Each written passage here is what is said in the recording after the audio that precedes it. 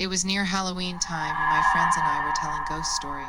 My friend said she was going to tell a story about her parents' first date. She said she didn't like telling the story since it was actually true, but we prodded her on. To cut to the chase, the parents had spent a nice, if awkward, first date, and around the time that they would have said goodnight, the male in the situation, my friend's dad, suggested that they go for a midnight hike up Provo Canyon.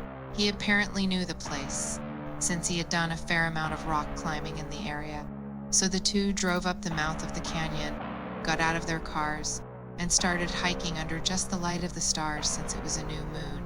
At some point, the male starts getting a bad feeling, since the pathway ahead, which would pass under some trees, would be dark, and because it was getting to be quite late.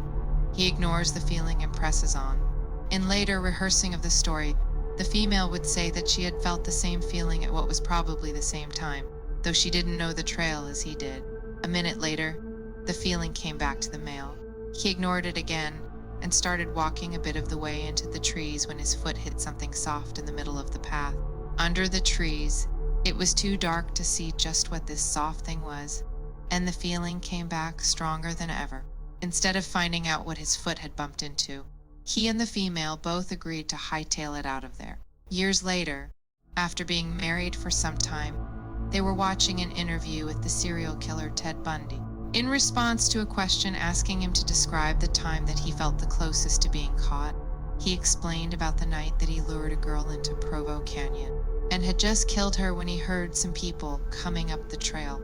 He explained how he hid in the trees just in time, only to watch some guy walk right into the body, and for some reason, just turn around and walk away.